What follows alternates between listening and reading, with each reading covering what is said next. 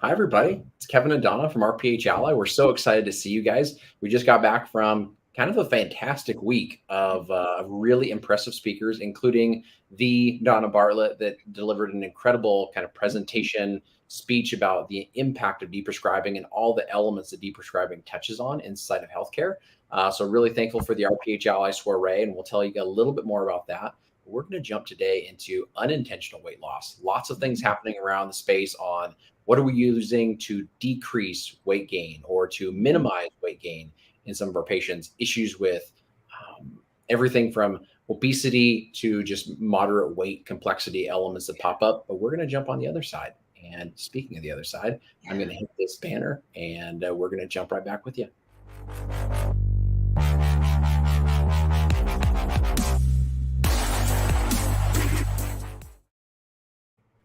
Donna, I've missed you. So I got to ask you first thing, what did you think of the soiree? Awesome. It was hands down amazing. I've told so many people about this, Kevin, to the point where I've even been asked by others, like bosses, about this. And what is this? And what's going on? Why don't I know about this? So getting the word out too. And I think we're going to see some growth. Oh, I'm so excited. Yeah, I think it was really it's a ripple effect, right? We started something really special and brought some really brilliant people together. And so I'm Yes. really excited to see how that impacts pharmacy moving forward. And speaking of impacting pharmacy moving forward, we've all heard the word Ozempic like over the last 6 months to a year. It's kind of been a bane of existence for some of us in general. Like, how do you get it? How do you make sure patients are staying safe? Is it going to impact them long term and actually cause quality? But for you and I, oftentimes we've seen in the deprescribing space the exact opposite for our elderly. We are worried about them not shedding weight when they can have some issues cardiovascular, especially related to a significant amount of weight that they're holding. Some elements of orthopedics that are adding on to joint pain and other things. But Mhm. weight loss and unexplained weight loss can be a real problem, Donna. Have you seen a couple cases recently? Yeah, I can't say like I've seen it over time and when you're looking like often I'll see people of course that are obese, right? That seems to be the norm when people are hospitalized or having issues, but it seems to be extremes, Kevin, to me. Either you get the obese or you get those that are like, "Oh my gosh, their BMIs are so low and they're frail and not well." And it really you really start wondering about the meds that they're taking and the effect that they've had on this tremendous weight loss. Oh, absolutely. I think it's so multifactorial when Mhm. folks start to lose weight because the pressure on the healthcare system isn't now just from taking care of the patient. Families oftentimes, when I've seen it, Donna, have been the most involved when mom or dad or a family member is starting to lose weight in an unexplained fashion because of the worries of, is this cancer? Is this end of life stage? Mhm. What's happening with mom and dad? Absolutely. And sometimes, like you and I both know, it is totally unrelated to any disease process. It's totally to do with the drugs. Surprise, surprise. Yeah, and it was surprising to see that, every website I looked at said could be medications, but when I really looked at what some were saying in the percentages, it didn't seem like, oh, it was a big deal with the meds. And I'm going, it's a huge deal with the meds. So when we're talking about like malnutrition, right? What people are experiencing when there's weight loss, um, and you just hit the nail right on the head with the whole multifactorial. So what's going on? Are they forgetting to eat? Is that why there's malnutrition? Is there medicines that they're taking that just doesn't make them feel good? Or what is happening in this person's life that has changed? Are they now depressed that they're now not eating? Are they anxious that they can't even swallow anything? So there's so many different reasons, and I don't think that we can necessarily say it's one thing. I think we have to say that it's multiple things, just like when we talk about falls. But we have to be tackling this weight loss, and we have to be vigilant about it too. And I just found it really interesting. Like we often talk to folks about, if they have heart failure, oh, weigh yourself every day. If there's a couple of pounds change within a day, like 2 to 3 pounds, then we really need to make certain that you're diuresing as necessary. If it's been a week and you're 5 pounds or more, again, we need to take action. But what I've learned and what I think is really important is when people age, we really have to make certain that they're weighing themselves about once a month. Mhm. And if they weigh themselves once a month and we see like a continuous change or reduction in their weight, or if within 6 to 12 months time 5% of their weight loss has occurred, 5% of their weight is lost, then those can be issues, and it could be showing us like, whoa, wait a minute, we have to rethink about what's going on with this person, what's changing. So we do want to keep weight on a monthly basis for people who we might be concerned about or are taking certain medications.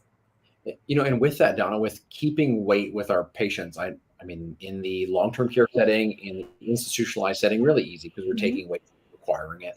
When we're looking in an outpatient setting, when you have someone discharging from a facility that you're managing with them, Donna, I Mhm. feel like you really hit a really interesting nail on the head. We were so quick to make sure to tell them to take their weights when they have an issue like congestive heart failure, because we're looking Mhm. out for excessive weight related to increased CHF or an exacerbation, Mhm. which then Yeah. causes breathing issues and a readmission to a hospital. Right. And you mentioned the opposite side, which having a decrease in weight and sometimes having a decrease in volume, blood volumes, can Yeah. cause increased levels of orthostasis, which guess what? Right. Is going to land you in the hospital falling and busting a hip, which happens way too often. And I think we Yes. underappreciate that weight loss you just mentioned. So I really appreciate you hitting that. Yeah. And so they're saying like we said, like that 6 to 12 months, if you see 5% weight reduction, something needs to be done. So an investigation as to what's going on with the patient. But or if you see this trend, like if you see this trending around 3 to 6 months, then you want to take action then, and you want to make certain like, hey, what's going on? And so here are some of the things that we can be looking at, just like we said. So, one, is it meds? And what are some of the things that we're thinking about with medications? Well, one is like, is there an altered taste or smell issue? So we saw a lot of this with COVID, but this can happen with medications as well. So we need to be careful of products that are used for gout, like allopurinol, antihistamines, calcium channel blockers. These things can cause changes in our taste. And even some diuretics. I have to say, what I found really interesting is a lot of medications used for Parkinson's tends to have an issue with a lot of this weight loss. And if you think about the constant movement that's happening with Parkinson's, and then we're seeing some of these Parkinson medications really causing an issue, we see weight loss in our Parkinson's patients. And that can be um, you know, a, a, risk in regards to increased risk of falls. Not only is the Parkinson's itself a risk of falls, but this whole weight loss. And then when we lose weight, we also lose muscle mass. So it all goes together and we become weaker. And so when we are trying to lose weight and trying to, maybe have a healthier diet and things such as that.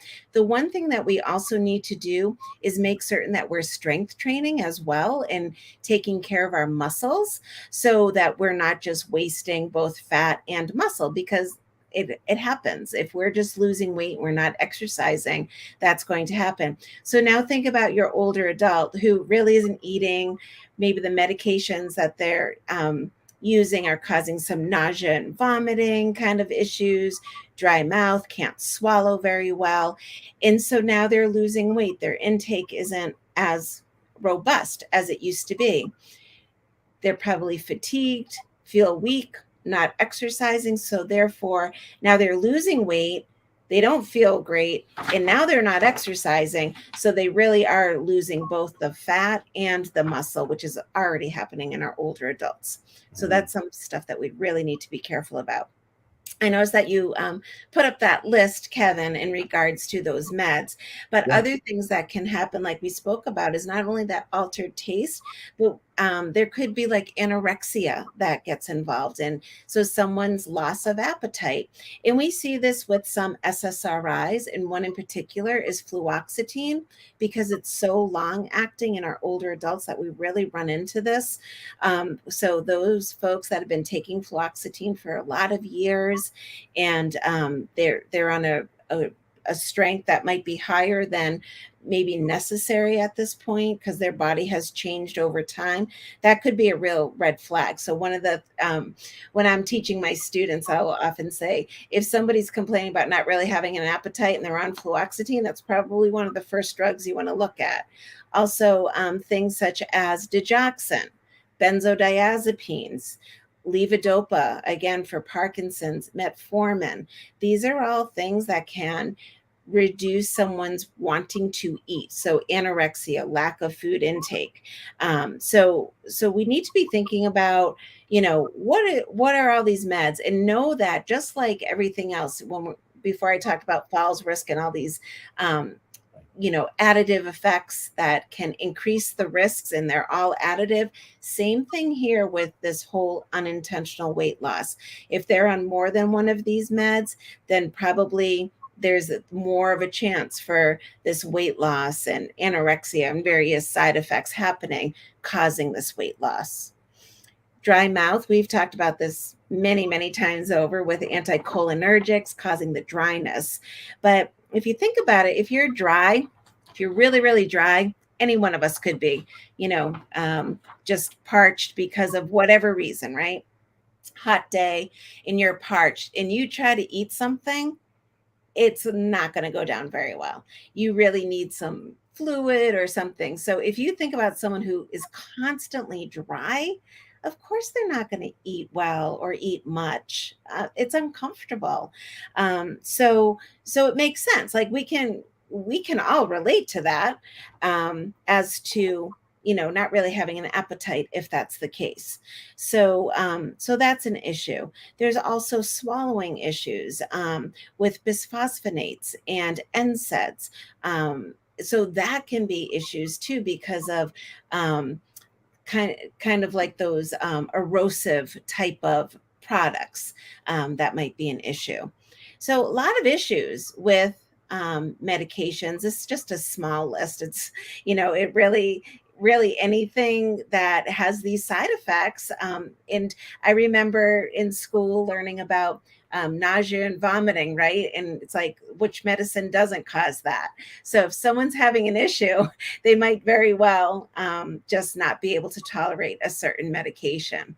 So yeah, there's the psychiatric meds too, and we can see all of this list of medicines, donepezil even, and memantine, and we already have someone who might be forgetting to eat in the first place, and then they're really not in the mood to eat, so they're really not thinking about it. Like we said, the bisphosphonates and things for gout is a big issue as well. Levothyroxine is in here because if you get hyperthyroid, you're really anxious and revved up. You can't eat when you're really anxious and revved up.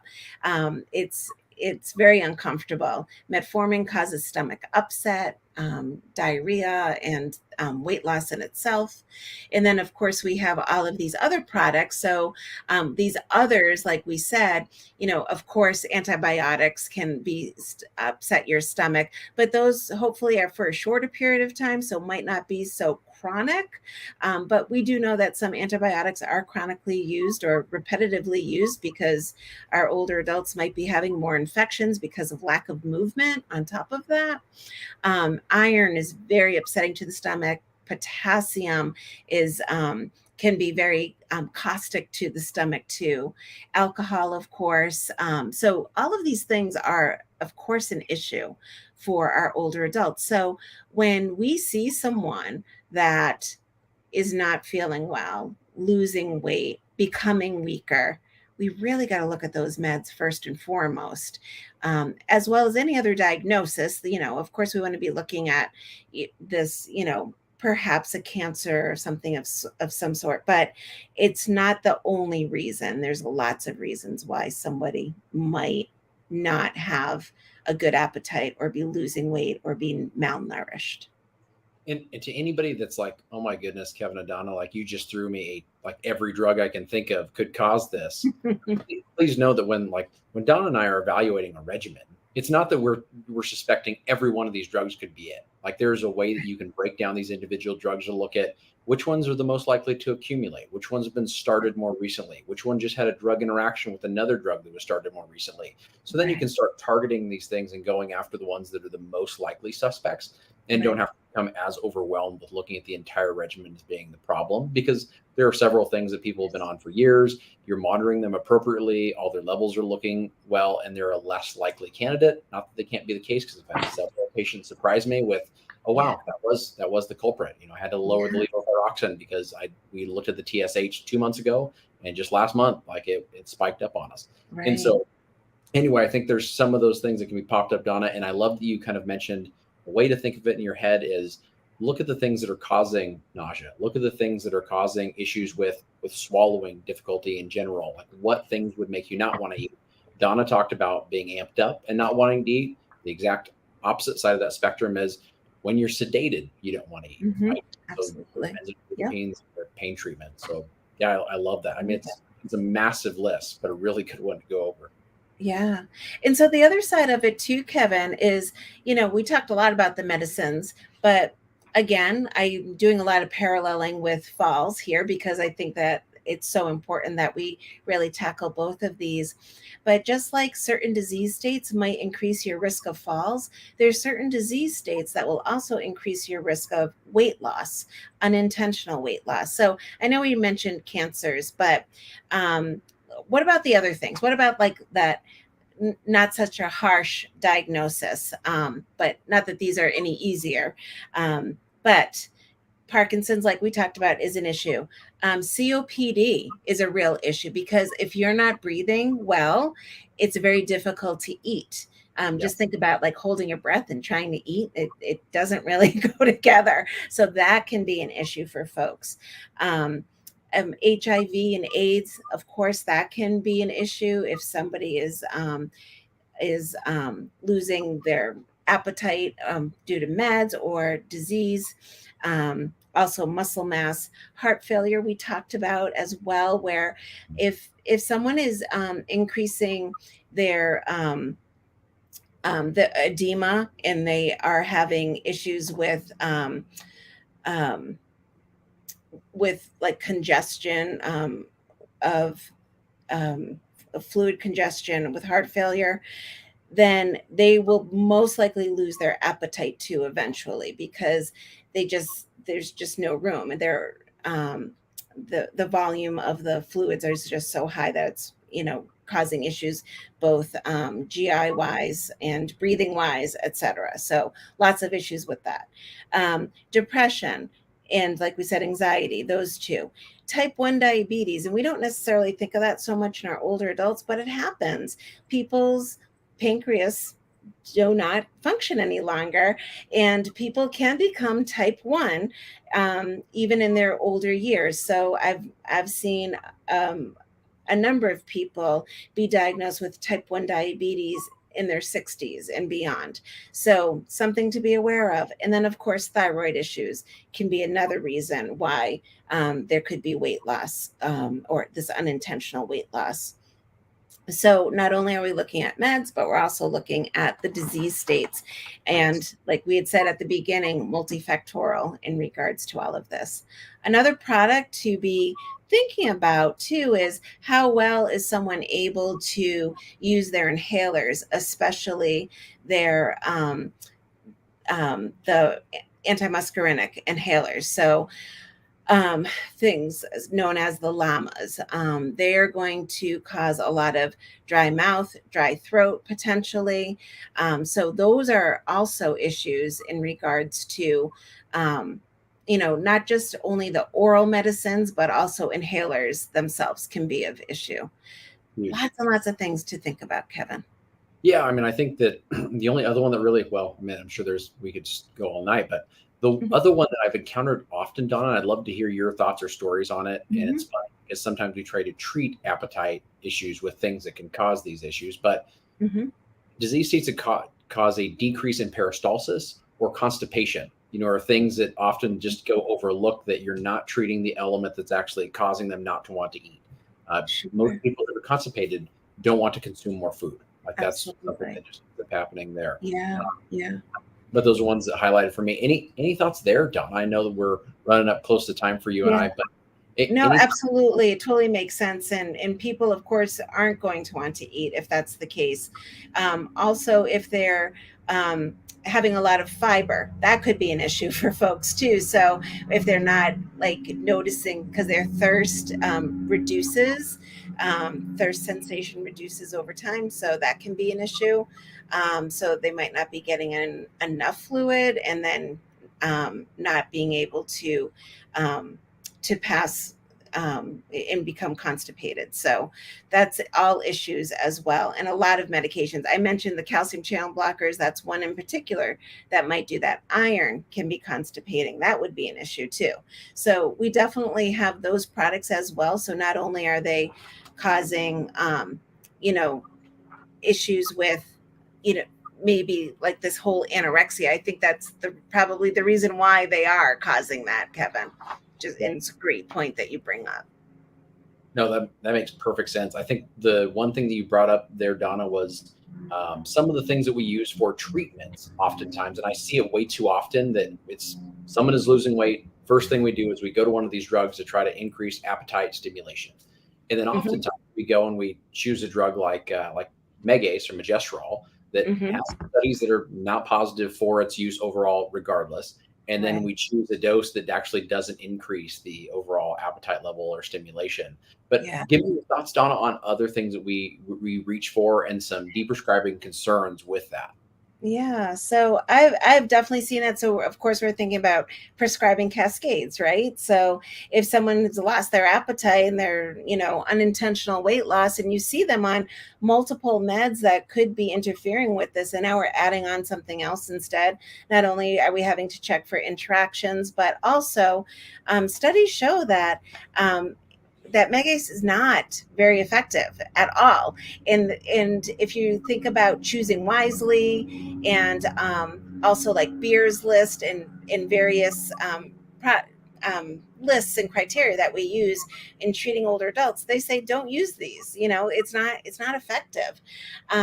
So the other one I've seen a lot is mirtazapine to be used. So especially if somebody might have some behavioral issues, depression or anxiety, can't sleep, they will use the mirtazapine for two reasons, right? To help with sleep, reduce anxiety, help with depression, but also to increase appetite. And again, that is not necessarily a proven tactic. So it is something to really weigh. And again, probably looking at a prescribing cascade that needs to be resolved. It's funny you say that, Donna, because when I would see mirtazapine was an interesting thing that, you and I are talking right now about seeing weight loss and then prescribing mirtazapine. But oftentimes, I think when a lot of the viewers here or patients that are listening to us here encounter it is because it's been prescribed already, likely for weight loss, and then left on because of something related to, oh, it helps me sleep. And so there's a really interesting encounter of that prescribing cascade that we put a check mark next to it saying, no, it's a necessary drug to keep on board, when Yeah. actually it started for an entirely different reason. And Mm, the true. indication isn't actually valid, for that Yeah. patient. So that Yeah. one, I feel like most likely I was thinking, did you have an issue at one time where you weren't eating very well with these Yeah. individual patients or with a nursing Yeah. conversation? It's usually a yes. And Yeah. then we take the drug off that's unnecessary. Right. And if you think about it, Kevin, if you've had like a major depressive disorder episode or anxiety disorder, of course you're going to be on these and, being used for that, and then adding it on and keeping it on for um, indefinitely. No, that's so true. Well, thank you so much, Jana, for those insights on weight loss. Hope everybody learned something there on not only the importance of recognizing the issues with weight loss in older adults, but also just the complexity that can occur if we allow it to continue to be compounded. So Thank you so much on that. If you guys want to be Yeah. able to find more of this incredible professional next to me, join her on the Deprescribing channel. Make sure you get her book, Med Strong. I just had a few shout outs, Donna, about Med Strong and how much folks have enjoyed reading your book. So I'm very thankful Oh, for that. that's Folks awesome. Thank you so much, Kevin. Appreciate that. all of the content. So that's fantastic. And then join RPH Ally, rphally.com. Head on over there. And that soiree that Don and I were talking about, those recordings are coming soon to be available. So you can watch all of that good stuff in the very near future. Absolutely. Thanks so much, Kevin. So everyone be med strong, and just thinking about these unintentional weight loss and all the added things that can happen with unintentional weight loss that is reduced quality of life for our older adults. So let's make their quality great. Love it. Have a great day, everybody. Take care, Kevin.